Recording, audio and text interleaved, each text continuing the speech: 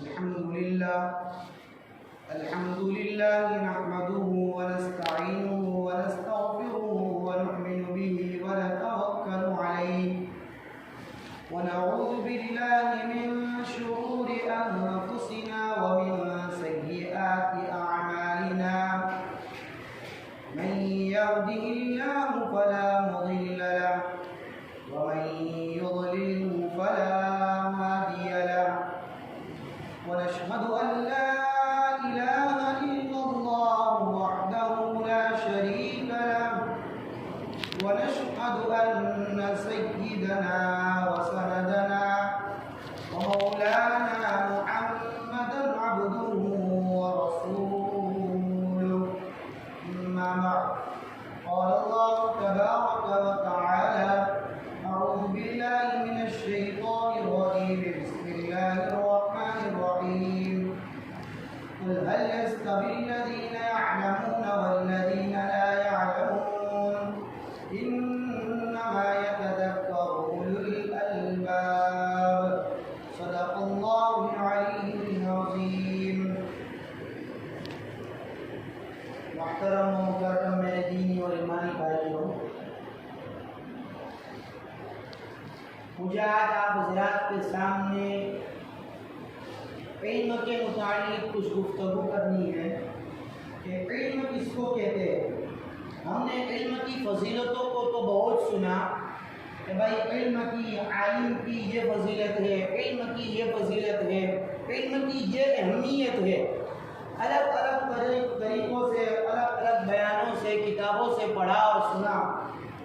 لیکن اس سے پہلے کی بات کہ علم کہتے کس کو ہے، علم کس کو کہتے ہیں یہ ہم سمجھ لیں. ہم تو علم سمجھ رہے ہیں اس کو کہ میں اور آپ اس بات کو علم سمجھ رہے ہیں کہ قرآن کی آیات کو پڑھ لیں، احادیثوں کو پڑھ لیا جائے، ممبر یا محراب پر کھڑے ہو کر تقریر اچھی قسم کی کر دے، بیان اچھا کر دے. اس کو میں نے اور آپ نے علم سمجھا، حالانکہ اس کو علم نہیں کہیں گے. تو پھر علم کس کو کہیں گے؟ کسی شخص نے حضرت امام مالک رحمۃ اللہ علیہ سے پوچھا کہ حضرت علم کس کو کہیں گے؟ امام مالک نور اللہ مرقدہ نے کہا لیس العلم بکثرت الروایات، کہ علم کثرت سے روایتوں کو یعنی احادیثوں کو، قرآن کی آیتوں کو پڑھ لینے کا نام علم نہیں ہے. انما العلم نور، بلکہ علم تو ایک نور ہے. وہ نور کہ جس نور کو اللہ تبارک و تعالی اپنے بندوں میں سے جس کو عطا کرنا چاہے اس کو عطا کرتا ہے. اس کا نام علم ہے. علم ایک نور ہے. یہ امام مالک رحمۃ اللہ علیہ نے علم کی وجہ بیان فرمائی.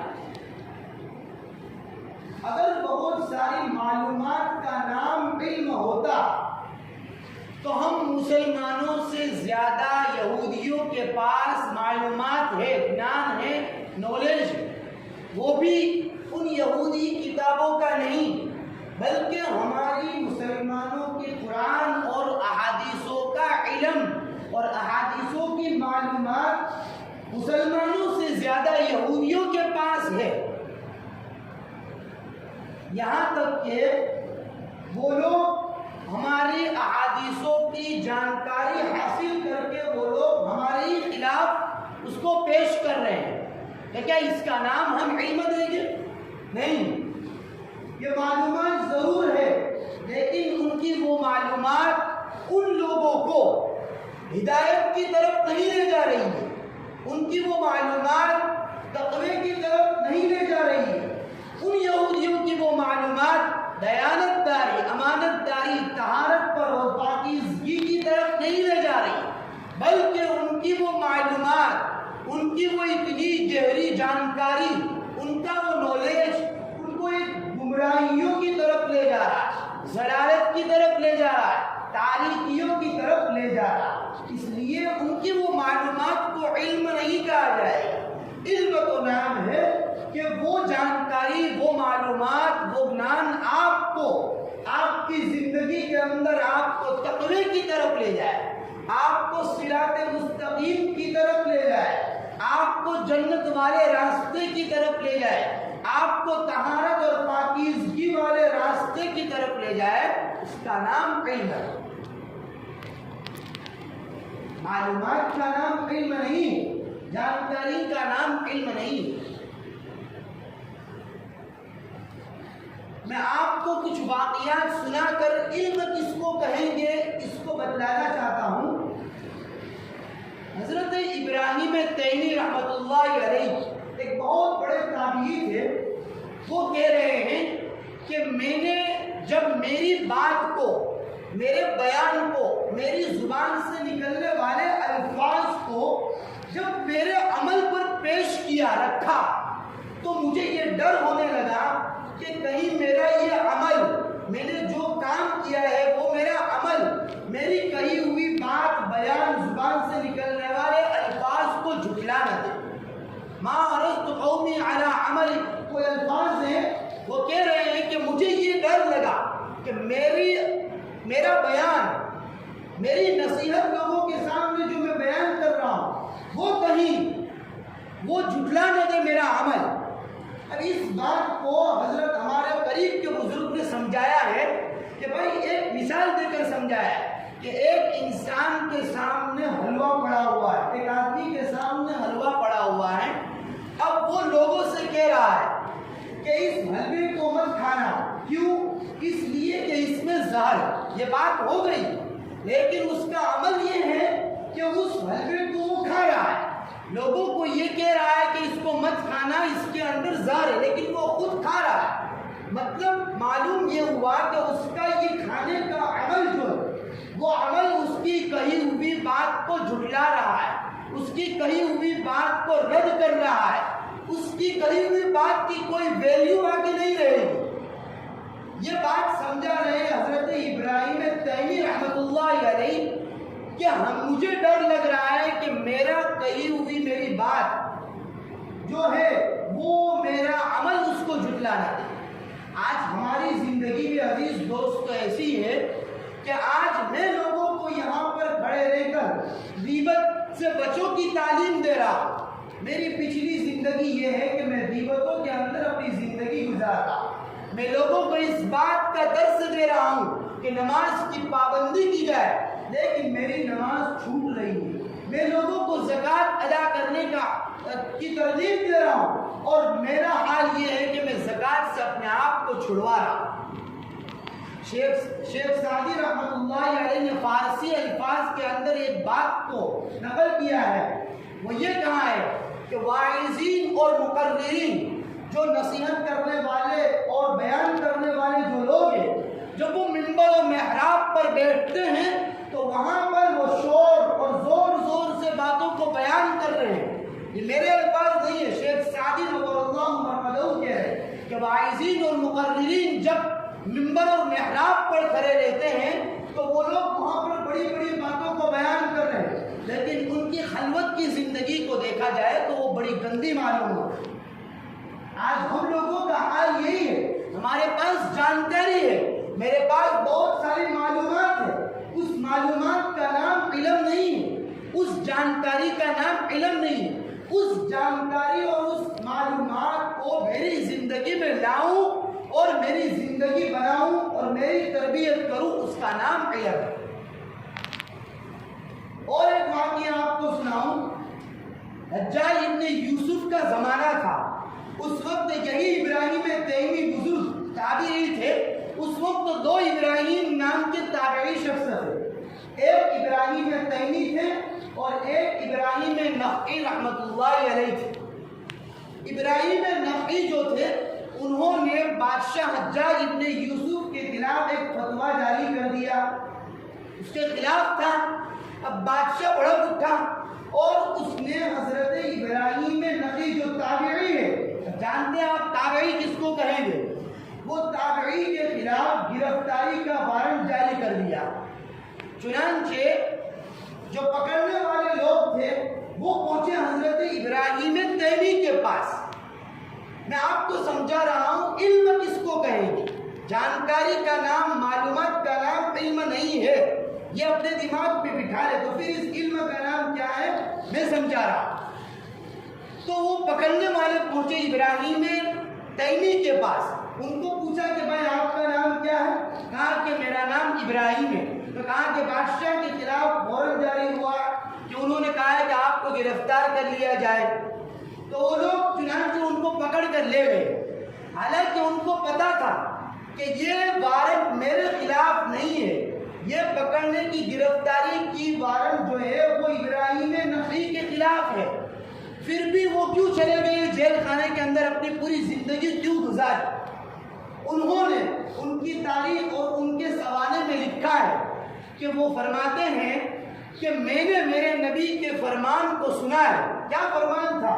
میرے نبی کا فرمان تھا کہ جو تم اپنے لیے پسند نہ کرو وہ اپنے بھائی کے لیے بھی پسند نہ کرو، اور جو تم اپنے لیے پسند کرو وہی اپنے بھائی کے لیے پسند کرو۔ یہ میرے نبی کا فرمان ہے اور یہ حدیث ہے، اور میں اس بات کو پسند نہیں کرتا ہوں کہ میں جیل خانے میں اور قید خانے میں جاؤں، اس بات کو میں نہیں پسند کرتا۔ تو پھر میں کیوں اس بات کو پسند کروں کہ میرا بھائی جیل خانے کے اندر جائے؟ جانکاری تھی، اب اس جانکاری پر، اس معلومات پر عمل کر کر بتلایا۔ اس کا نام علم، اس کا نام نور ہے، اس کا نام علم ہے۔ ان کی تاریخ اور ان کے اتہاس میں لکھا ہے کہ انہوں نے پوری زندگی اسی جیل خانے کے اندر گزاری، ابراہیم تیمی نے۔ تب بھی ان کی پوری زندگی نکل گئی، پھر بھی نہیں کہا کہ میرے خلاف یہ وارنٹ جاری نہیں ہے۔ آج ہمارے اس دور میں، ہماری اس چھوٹی سی بستی کے اندر کوئی اگر بڑا کرسی کا عہدیدار ہے، اس کے خلاف کوئی بات اگر کر دی، اس کے خلاف کوئی بیان دے دیا، اس کے خلاف کوئی انٹرویو دے دیا، تو وہ بڑا اٹھے گا اور نہ جانے ہمارے خلاف کتنی سازشوں کو رچے گا۔ آج ہمارا حال یہ ہے۔ اور ایک واقعہ آپ کو سناتا چلوں اسی کے پیش نظر،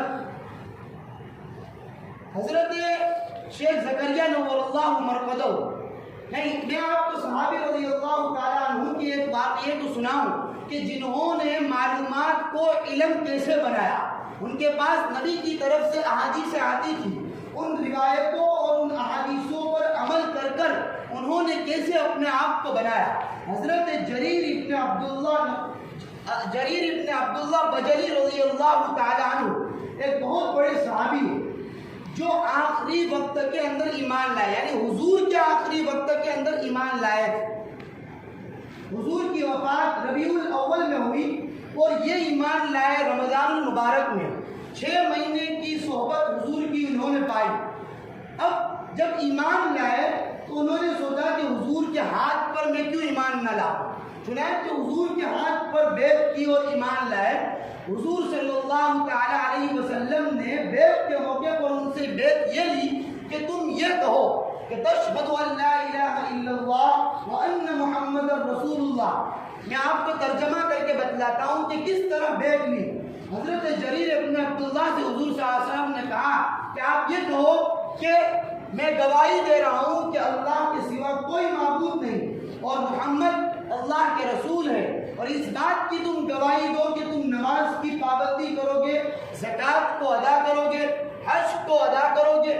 آخری نصیحت اور آخری بیعت اس بات پر لی کہ وَالنُّصْحَ لِكُلِّ مُسْلِمٍ، یہ اصل ہمیں سمجھنا ہے، وَالنُّصْحَ لِكُلِّ مُسْلِمٍ، کہ ہر مسلمان کے ساتھ خیر خواہی کا معاملہ تم کرو گے۔ اس بات پر حضرت جریر ابن عبداللہ بجلی رضی اللہ تعالیٰ عنہ نے بیعت لے لی حضور کے ہاتھ پر۔ چنانچہ ایک مرتبہ حضرت جریر ابن عبداللہ بازار سے گزرے، دیکھا کہ ایک بہترین قسم کا گھوڑا ہے، ان کو پسند آیا اور ضرورت بھی تھی۔ حضرت جریر ابن عبداللہ اس گھوڑے کے مالک کے پاس گئے اور کہا کہ بھائی اس کی کیا قیمت ہے، مجھے یہ گھوڑا پسند آیا ہے۔ تو اس مالک نے کہا کہ 300 دینار، 300 روپیے، ہماری بھاشا میں آپ سمجھ لیں کہ 300 روپیے کہا۔ تو اس صحابی رضی اللہ تعالیٰ عنہ نے کہا کہ بھائی آپ کا گھوڑا تو بڑی قیمت کا معلوم ہوتا ہے، بہترین قسم کا ہے، اس کی قیمت اتنی کم نہیں ہو سکتی۔ ارے کہ لینے والے خود ہے، پھر بھی قیمت کم بتا رہے کہ اس کی قیمت اتنی نہیں ہو سکتی، آپ بڑھاؤ۔ چنانچہ اس مالک نے بڑھا کر کہا کہ 500 روپیے، پھر بھی کہا کہ اس سے بھی زیادہ بڑھاؤ، اتنے میں اتنا قیمتی گھوڑا تھوڑی مل سکتا ہے۔ بڑھا چڑھا کر اس مالک نے کہا کہ 800 روپے۔ حضرت جریر ابن عبداللہ بجلی رضی اللہ تعالیٰ عنہ نے کہا کہ ہاں اب اس گھوڑے کی قیمت معلوم ہوتی ہے کہ اس کی قیمت 800 روپے 800 دینار ہو سکتی ہے۔ چنانچہ اس گھوڑے کو 800 دینار ادا کر کے وہ لے گئے۔ ان کے ساتھ جو مرید تھا، ان کے ساتھ مرید جو تھا، اس نے کہا کہ حضرت آپ کو وہ کم دام میں دے رہا تھا، پھر بھی آپ نے بڑا چڑھا کر 800 دینار 800 روپے دیے، کیا وجہ ہے، کیوں دیے؟ یہ سوال کیا تو حضرت جریر ابن عبداللہ نے اس مرید سے کہا کہ تیری ماں تجھ پر روئے، ثقلت کا امک، تیری ماں تجھ پر روئی ہے۔ عربی زبان کے اندر برے الفاظ کہے جاتے تھے۔ کہا کہ میرے نبی پر کے ہاتھ پر میں نے بیعت جو لی ہے وہ اس بات پر بیعت لی ہے کہ وَالنُّصْحُ لِكُلِّ مُسْلِمٍ، کہ ہر مسلمان کے ساتھ خیر خواہی کا معاملہ کرنا۔ اب اس گھوڑے کے مالک کی قیمت، گھوڑے کی قیمت 300 نہیں تھی بلکہ 800 تھی۔ اب میں 300 کے اندر خرید لیتا تو یہ کس قسم کی خیر خواہی ہوتی، کس قسم کی یہ خیر خواہی ہوتی اور بھلائی ہوتی، اور میں مسلمان بھائی کے ساتھ کس طرح میرے نبی کے فرمان کے خلاف کر سکتا۔ اس کا نام خیر خواہی اور اس جانکاری کا نام علم ہے۔ ایسے صحابہ کرام رضوان اللہ تعالی علیہم اجمعین کے علم کے متعلق بہت سارے واقعات کتابوں کے اندر لکھے پڑے۔ جب حضرت عمر رضی اللہ تعالی عنہ کا انتقال ہوا تو حضرت عبداللہ ابن مسعود رضی اللہ تعالی عنہ نے کہا کہ علم کے 10 حصے تھے، ان 10 حصوں میں سے 9 حصے رخصت ہو گئے، اب ایک ہی حصہ علم کا باقی ہے۔ کسی نے کہا کہ حضرت آپ یہ کیسے کہتے ہیں کہ علم کے 9 حصے حضرت عمر کے انتقال پر رخصت ہو گئے؟ حالانکہ ابھی بھی حضرت عبداللہ ابن عمر موجود ہیں، بڑے صحابہ، حضرت عبداللہ ابن جابر ہیں، آپ جیسے حضرت عبداللہ ابن مسعود، بڑے بڑے صحابہ موجود ہیں، پھر بھی آپ کہہ رہے ہیں کہ عمر کے رخصت پر 9 علم کے حصے رخصت ہو گئے، وہ کیسے؟ تو حضرت عبداللہ ابن مسعود نے کہا کہ علم تو بہت سارے ہو سکتے ہیں لیکن عمر کا جو تقویٰ تھا اس جیسا تقویٰ اب کسی کے اندر نہیں مل سکتا۔ تو کیا تھا حضرت عمر رضی اللہ تعالیٰ عنہ کے اندر تقویٰ؟ میں آپ کو وہ بھی واقعہ سناؤں۔ جب حضرت عمر رضی اللہ تعالیٰ عنہ شام سے واپس ہو رہے تھے سفر سے، تو راستے میں ایک عورت کا گھر تھا، جھوپڑی قسم تھا، وہاں پر حضرت عمر رضی اللہ تعالیٰ عنہ خلیفہ ثانی جو ہے وہ وہاں پر گئے اور اس بڑھیے کا، اس عورت کا، اس خاتون کا حال چال پوچھا کہ بھائی کیا حال چال ہے؟ کہا کہ بھائی دیکھو یہ چل رہا ہے، ابھی گھر کے اندر پاتا ہے، کھانے پینے کے لیے اناج غلہ نہیں ہے وغیرہ۔ تو کہا کہ بھائی وقت کا بادشاہ جو ان کے پاس جاؤ اور ان کو شکایت کرو۔ تو کہا کہ بھائی وقت کا جو بادشاہ ہے، حاکم جو ہے، میں اس کے پاس کیوں جاؤں؟ اگر وہ حاکم ہے، وہ بادشاہ ہے، اس کو اپنے ماتحتی کی پڑی نہیں ہے، ماتحتی کے حالات کی اس کو فکر نہیں ہے، تو اس کو اس کی کرسی اور اس کی وہ حکمرانی چھوڑ دینی چاہیے، اس کا وہ عہدہ اور وہ منصب جو ہے اس کو چھوڑ دینا چاہیے۔ اگر اس کو اس کے رعایا کی، اس کی ماتحت لوگوں کی اور اس کے نیچے کے لوگوں کی فکر نہیں ہے تو اس کو اس کی کرسی چھوڑ دینی چاہیے۔ یہ بات کون کر رہا؟ حضرت عمر جو اس وقت کا بادشاہ بھی اور حاکم بھی ہے، اس کو یہ عورت اور یہ خاتون بات سنا رہی ہے۔ آج کے اگر کسی منسٹر کو اس طرح کی بات سنائی جاتی تو آپ سمجھ سکتے ہیں کہ کیا ایکشن ہمارے اوپر لے سکتا ہے اور اس عورت کے اوپر کیا ایکشن لے سکتا ہے، آپ سمجھ سکتے ہیں۔ حضرت عمر رضی اللہ تعالیٰ عنہ اس وقت بے قطار روئے، اتنے روئے کہ آپ کی داڑھی مبارک بھی تر ہو گئی، گیلی ہو گئی۔ اتنے روئے ہونے کے بعد کہا کہ میں ہی عمر ہوں۔ فوراً حضرت عمر رضی اللہ تعالیٰ عنہ نے بیت المال سے اس عورت کے لیے بہترین قسم کا اناج اور غلے کا انتظام کیا اور یہ کہا کہ اس اناج اور غلے کے ختم ہونے سے پہلے عمر اور اناج غلہ لے کر آ جائے۔ یہ عمر کا تقویٰ ہے۔ اور ایک واقعہ حضرت عمر رضی اللہ تعالیٰ عنہ کے متعلق سناؤں کہ حضرت عمر رضی اللہ تعالیٰ عنہ کے فضائل اور ان کے مناقب کتابوں کے اندر لکھے پڑے، لیکن ان کے اللہ تبارک و تعالیٰ سے خشیت اور ڈرنے کا حال یہ ہے حضرت عمر رضی اللہ تعالیٰ عنہ کا خود فرماتے ہیں کہ اللہ تو میرے ان اعمال کا بدلہ دینا ہو تو دینا، نہ دینا ہو تب بھی کوئی حرج نہیں، لیکن تو میری پکڑ مت کرنا۔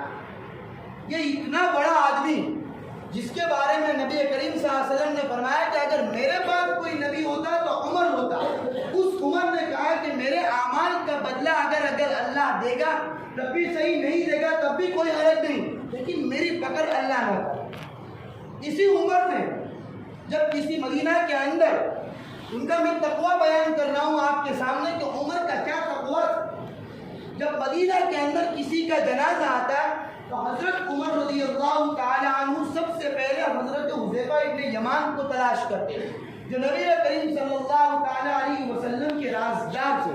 ان کے پاس منافقین کی فہرست رہتی کہ جب بھی مدینہ کے اندر جنازہ آتا تو اگر وہ منافق نہ ہوتا تو حضرت حذیفہ ابن یمان اس جنازے کے اندر شریک نہیں ہوتے، کیونکہ ان کے پاس رجسٹر تھا، فہرست تھی کہ کون منافق ہے مدینہ کے اندر، نہیں آتے۔ چنانچہ ایک مرتبہ حضرت عمر رضی اللہ تعالیٰ عنہ نے مسجد نبوی کے اندر حضرت حذیفہ ابن یمان کو پکڑا اور پکڑ کر کہا کہ اس رجسٹر کے اندر اور اس فہرست کے اندر دیکھو جو آپ کو نبی کریم صلی اللہ علیہ وسلم نے دیا ہے، اور جس فہرست کے اندر منافقوں کے نام ہے اس پہ دیکھو کہ کہیں میرا نام تو نہیں ہے۔ یہ عمر کا تقویٰ ہے۔ عزیز دوستو، ان لوگوں نے اپنی معلومات کو، جانکاری کو علم اور نور بنایا۔ ان کا نام علم تھا کہ جو حضور صلی اللہ تعالیٰ علیہ وسلم کے پاس سے احادیث آتی تھی، روایتیں آتی تھی، معلومات آتی تھی، ان معلومات کو اپنی زندگی کے اندر لاتے تھے اور اپنی تربیت کو بناتے تھے، اپنی زندگی کو سنوارتے تھے، اور اپنی معلومات کو جو اپنے پاس ہے ان معلومات کو تقوی کی راہ پر لے جاتے تھے، ہدایت کے راستے پر لے جاتے تھے، جنت والے راستے پر لے جاتے تھے، خیر خواہی والے، ایک دوسرے مسلمانوں کے ساتھ خیر خواہی والے راستے پر لے جاتے تھے۔ یہ صحابہ کرام رضوان اللہ تعالی علیہم اجمعین کا علم تھا۔ آج جو ہم سمجھ رہے ہیں کہ بہترین قسم کا بیان کر دے، تقریر کر دے، دو چار احادیث پڑھ دے، قرآن کی آیت کو سنا دے، اس کا نام علم ہے، بہترین قسم کی ان کے پاس علم کے خزانے موجود ہیں۔ عزیز دوستو، اس کا نام علم نہیں ہے، ان جانکاری پر عمل کرنے کا نام علم ہے۔ آج ہمیں بھی چاہیے کہ ہمیں جو جانکاری ملے، جو دنیاوی اور اخروی اعتبار سے ہمیں بھی معلومات حاصل ہو، ان معلومات کو ہماری زندگی کے اندر لائے اور اس کو کامیاب بنائے، تب جا کر یہ ہدایت، تب جا کر یہ علم ہے، ورنہ یہ علم نہیں بلکہ یہ جانکاری گمراہی ہے، یہ جانکاری، یہ معلومات ضلالت تاریخی ہے، اور یہی جانکاری یہودیوں کی طرف ہمیں گمراہی اور جہنم تک لے جا سکتی ہے۔ اللہ تبارک و تعالیٰ کئی سنی ہوئی باتوں پر عمل کرنے کی توفیق عطا فرمائے۔